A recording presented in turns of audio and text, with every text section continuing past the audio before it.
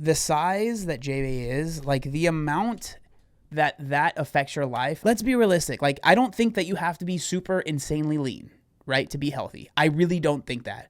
But I also don't think that you can be healthy while being the size that Jae Bae is. Alrighty, welcome back to the channel. Thank you so much for clicking on today's video. Today we are going to be talking about another co-host of the channel, Jae Bae. Now, Jae Bae rose to prominence because of her posts that she had talking about being plus size and traveling, and trying to garner a following based on, you know, kind of talking about the issues that she has while being plus size and traveling, not being able to fit in certain airline seats, not being able to fit in certain hotel rooms, being able to fit in elevators. We've talked about that. But then she kind of recently had pivoted her content, talking about her private, intimate life. And just, you know, the content wasn't doing very well. And I was very curious if she would continue making content like that. And it seems that that content has kind of been put on the back burner, and we have shifted back into basically the same exact content that made Jae Bae popular and what got a lot of people talking about her. So I want to show some of the more recent videos and kind of talk about the shift that has happened recently. This TikTok was posted 2 days ago from the recording of this video. And again, it's like, literally, it's like we're going back to the greatest hits, basically. So if we look at the caption of this, it's airlines have been shrinking seat sizes for years, but the average clothing size in America has been steadily increasing. In the 1900s, in the 1990s, the average American woman wore a size 12 to 14. Today, it's a size 16 to 18. Yet airlines continue to reduce seat widths and legroom, making it harder for larger bodied people to travel comfortably. The real issue isn't our bodies. It's the airlines cutting corners to fit more people into tighter spaces and blaming us for not fitting.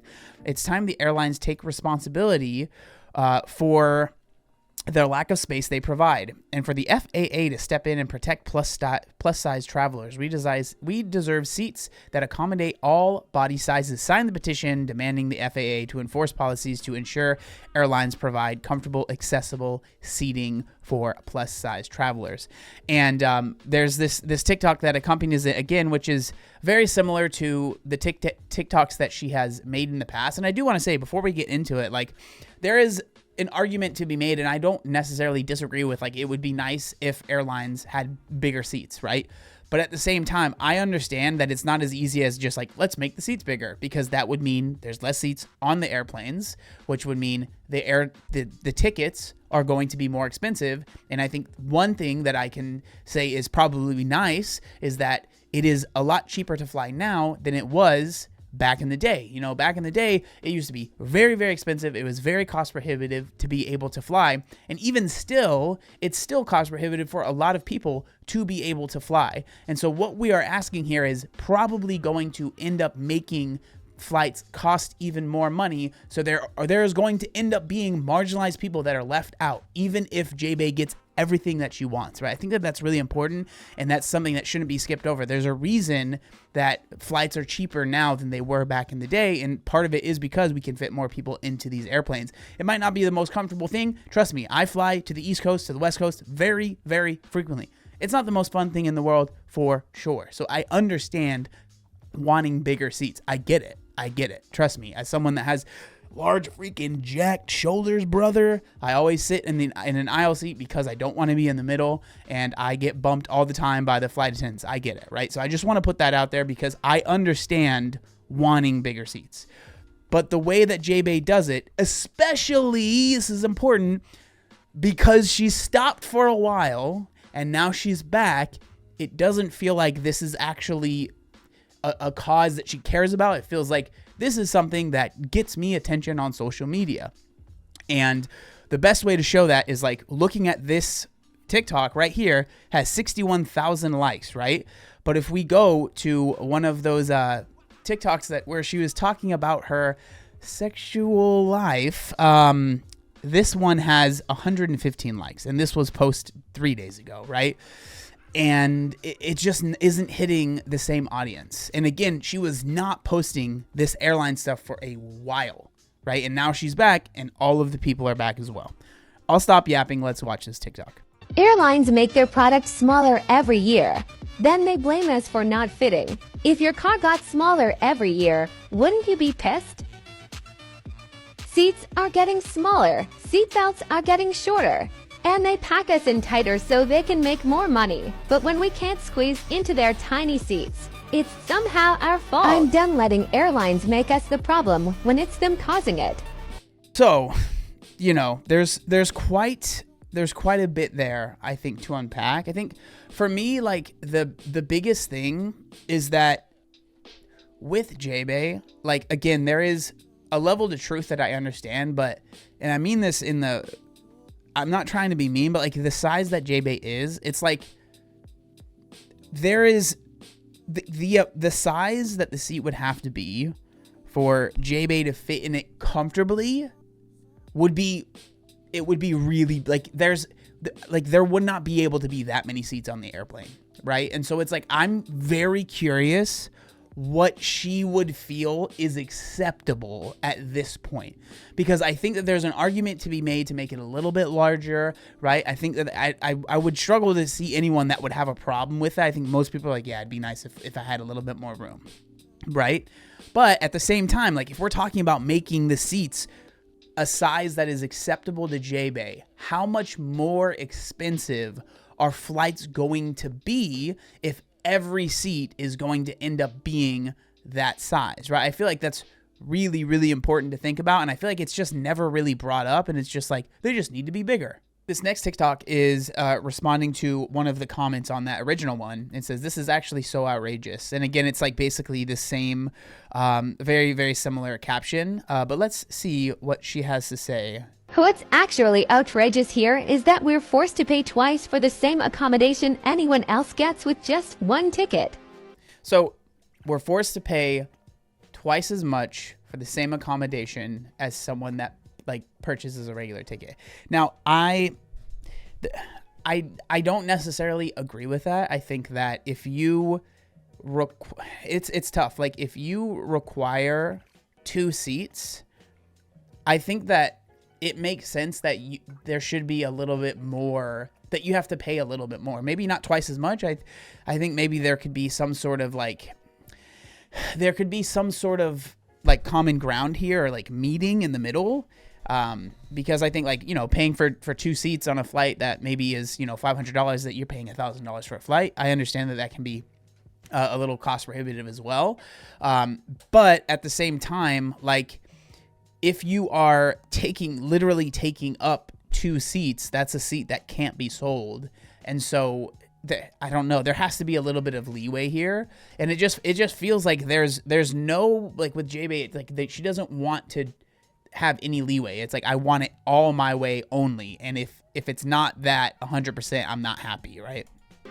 This isn't about giving fat people more, it's about accommodating basic needs. In Canada, they have a one person, one fare policy because they get it. In Canada, people who need more space aren't paying extra. They're paying for the space their body needs, no extra charge for something that should be basic. Meanwhile, in the US, fat people are still being forced to pay double for what should be a standard accommodation. And let's not forget, airline seats keep shrinking every year, making it even harder for people who already need extra space. Why is it that other countries, like Canada, recognize this as a basic need, but here in the US, airlines are still making money off our discomfort? It's time they stop profiting from our bodies and start treating everyone fairly. Check out change.org/plus-size travel to learn more. Comment below. Like, I think if you literally are at a point where your size is causing you to need 2 seats to be comfortable, at that point, like that's different than, you kind of being in someone's seat a little bit, right? Like with Jae Bae, she is at a size where she literally, from what she is saying, is going to require 2 seats. And I'm just curious about with Canada, I don't know, to all my Canadians that are watching this, I'm curious how that works, because I assume when you're buying the flight online, because like when I normally fly, I will buy my seat, and that's that, right? I'll get a ticket. I can pick my seat most of the time. I fly JetBlue. Shout out JetBlue. And I'll be able to pick my seat, and that's that. And I buy 1 ticket. I just don't understand how it works. Where Like, do you have to sign some sort of waiver that proves that you're over a certain size? Because I feel like a lot of people who I know, I would love to have 2 seats, so I don't have to worry about having someone sit next to me. So like, how does it work? How do you prove that you are of size to where you only have to buy 1 ticket? I was very curious, like, how that works, because I'm sure it's not as easy as like, hey, I'm really fat and I would like 2 seats. I'm sure that there's a little bit more to it. And so this is a website, badgut.org. I don't know, but it's GI Society, Canadian Society of Intestinal Research. And it's talking about flying with obesity. So it goes on to kind of explain that experience of, trying to get 2 seats for the price of 1 or something like that. So flying with obesity, the process and experience of flying with an extra seat for people with obesity. I'm writing to discuss what flying domestic is like in Canada. So it's only in Canada flights, right? For a person living with obesity, to do so, an individual must request an extra seat for the flight from the airlines. Therefore, my focus will specifically be on the process of requesting this extra seat and my personal experiences with such a process. In the case McKay Panos versus Air Canada set the precedent. So there was obviously some sort of legal thing that went on, that Canadians living with obesity are entitled to request an extra seat on domestic flights within Canada. Since the ruling only applies to domestic flights, I will be addressing the 2 main airlines which handle domestic flights within Canada, WestJet and Air Canada. Filling in the forms. The process begins with filling out a specific fitness for travel form. WestJet and Air Canada both require this lengthy form to be filled out by your family doctor. This is the first major impediment, I think that's what that says, most Canadians could face in trying to obtain an approved extra seat. Millions of Canadians do not have a family doctor, and those who are lucky enough to have one, they sometimes face a months-long wait or greater to see their doctor. The medical form requires your doctor to physically measure how wide you are in your hip region, take your weight, and calculate your BMI. Okay, so this is coming from Jae Bae, who is very, very, very, very, very into the body positivity thing. They have to physically measure how wide you are in your hip region, take your weight, and calculate your BMI. I don't think that there are a lot of people that are going to want to do that are asking for this, in my opinion. This is an invasive procedure that many may not feel comfortable doing. Also, it is important to note that neither Air Canada nor WestJet list what their obesity threshold is to successfully attain an extra seat. Yes, exactly. Clearly, one could go through all of this trouble and still be denied. It may also take a fairly long period of time for the doctor to complete the forms. I would therefore advise beginning this process as early as possible.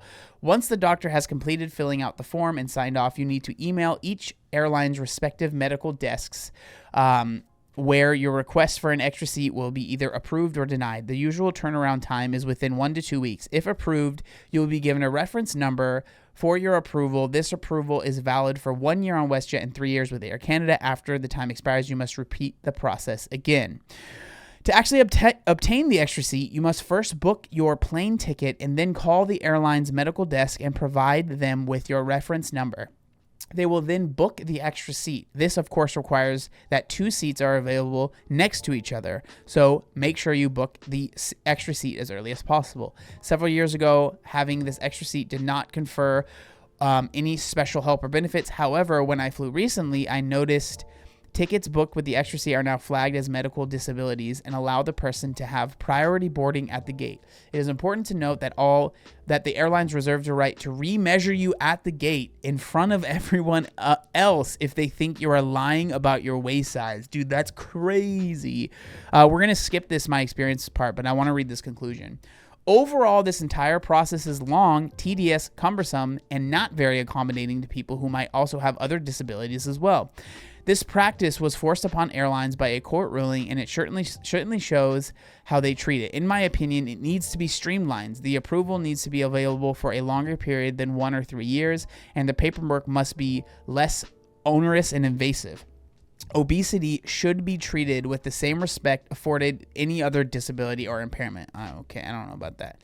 Especially when it comes to flying, which is a stressful at the best of times and always much more difficult for a person of size. However, the extra seat is still helpful, makes flying in Canada much better in terms of experience, and should be rolled out to all flights, not just domestic ones. So that's like what she's saying. That's like the gold standard in what everyone should do. And I feel like that makes flying so much more stressful than just getting the extra seat. Like, that's just how I feel. I don't think that that's a realistic thing for most people to do.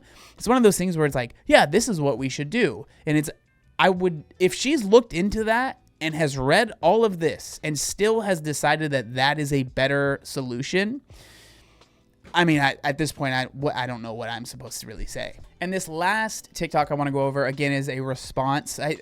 It's all perfect, right? She makes this TikTok, it gets really popular, and now she has a ton of responses that she can respond to and make more TikToks on, right? So someone goes on to say, is this a joke? So lose weight, is this a joke, right? And so she is responding to that. No, what is a joke, though, is thinking just lose weight is a solution to systemic discrimination.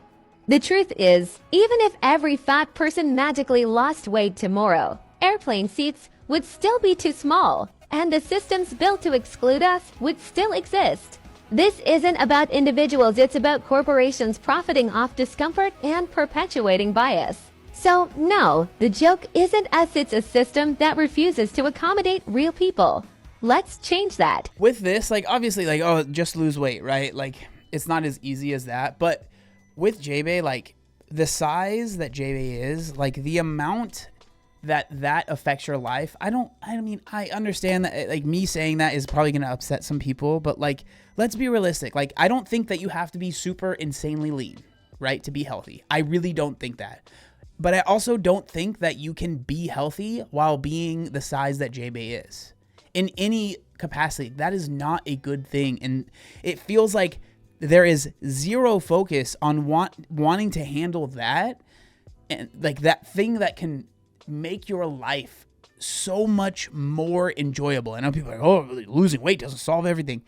I don't think it solves everything, right? But when you're the size that Jae Bae is, to where you can now no longer travel without buying 2 plane tickets, right? You can, in previous videos, she had to walk down the runway and she was literally, in her words, blue in the lips. That is, your weight is seriously affecting your quality of life. And for someone to mention, hey, maybe losing weight would be helpful, for you to be upset about that and to not see the benefits that could come from losing weight, that's where I feel like you've lost the plot. You've lost the plot. Like, I think that there are arguments and conversations that can happen about talking about how you don't have to be super lean to be healthy, and like we need to reevaluate how we see health, especially in America, and like all of that stuff. Like, there are good conversations to be had there. But when these are the advocates for, oh, weight loss isn't important, I mean, like, who is going to see that and think to themselves, yep, I agree with them. I think that's clearly the life that is desirable. That's the life that I want to live. I mean, it's just, I just don't see it. I don't see it. But I thought that this was interesting. It's very clear to me, especially now that Jae Bae, it seems, is very much so on this crusade because it garners a lot of attention, because she really tried with the whole poly thing, which, hey man, if you're a poly, you do your thing, but she really tried with that, made a ton of videos. No one cared. No one cared. And what have we gone back to?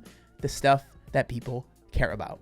So for me, it seems that she cares about this because it garners a lot of views and attention on social media, which helps pay bills, I'm assuming.